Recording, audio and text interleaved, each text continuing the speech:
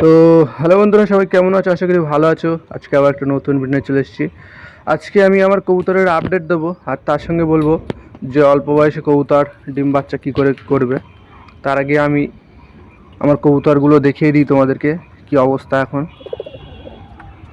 এই যে সবজি কবুতরটার সঙ্গে এই কবুতরটার জোড় হয়েছে, যেটা আমার বাড়িতে এসেছিলো।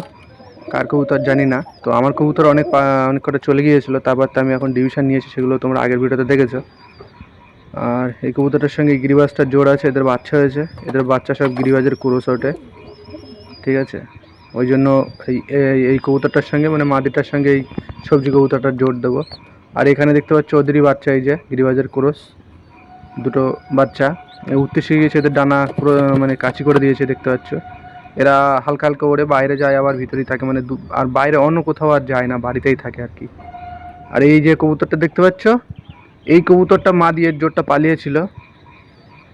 দেখো এরা এদের এদের ম্যাচিংটা খুব সুন্দর, কিন্তু আমি এদের জোরটা রাখবো না, ভেঙে দেবো। এ দেখো, এই যে নায়রা কবুতর, আর এর সঙ্গে জোর হয়েছে এইটার। এই যে ডিম দিয়েছে একটা, এর বয়স 4 মাস মাত্র, ঠিক আছে। 4 মাস বয়সে ডিম পেরেছে। এইটার কারণটা আমি তোমাদেরকে বলবো, পুরো ভিডিওটা দেখতে থাকো। এই যে একটা কবুতর, এও একটা সিঙ্গেল উঠেছিল, এর জোর ছিল না, ঠিক আছে।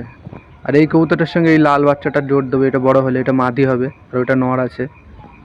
এর লালটার জুড়িটা পালিয়েছিল। আর এখানে দেখতে হচ্ছে এটাও গিরিবাজের ক্রস, আর এর সঙ্গে ওই গোল্লা কবুতরের জোড় আছে। এরাও ডিম করবে, এদের বাচ্চা আছে অলরেডি, একটা সিঙ্গেল বাচ্চা।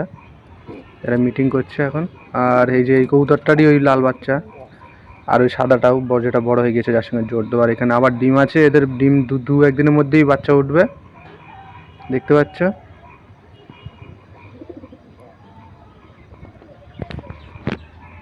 আর আমি এখন খেতে দেবো। এখন দেখতে পাচ্ছ গম আমার অল্প আছে, আবার আনবো গম শেষের দিকে। তো এদেরকে আমি এখন খেতে দেবো, আর খেতে দিয়ে তোমাদেরকে জানাবো যে কবুতরের অল্প বয়সে বাচ্চা ডিম পাড়ে কী করলে, সেটা তোমাদেরকে জানাবো। পুরো ভিডিও দেখতে থাকো, ঠিক আছে। আমি উঁকি মেরে দেখছে, এর কিন্তু বয়স অনেকই কম। এটার কারণ তোমাদেরকে বলছি, এত তাড়াতাড়ি ডিম পারলো কেন, ডিম পাড়ার কারণটা কি। অনেকে বলে ডিম পারে না, আর আমার 4 মাস বয়সের মাদি কবুতরটা ডিম দিল, ঠিক আছে। এই দেখো কবুতরগুলো, দেখো কীভাবে আছে, ঠিক আছে। তো যাই হোক, আমি এখন খেতে দেবো এদেরকে।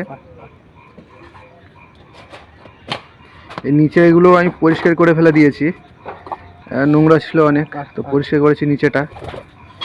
থালা দিয়েছি, থালায় খেতে দেবো।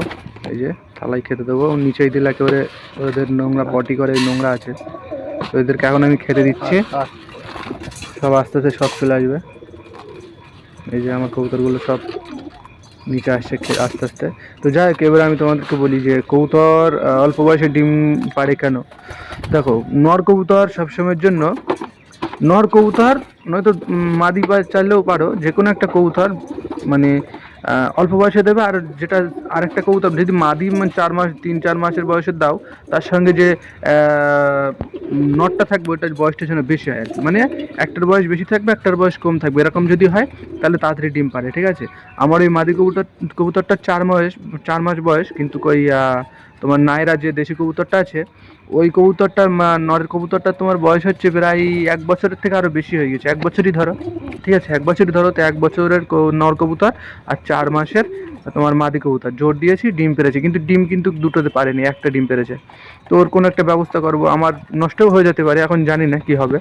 তো দেখি, যদি সে তা দিতে একটু গন্ডগোল করে দেখি মনে হয়, তাহলে ওই অন্য কবুতর ডিম পারলে তার নিচে দিয়ে দেবো।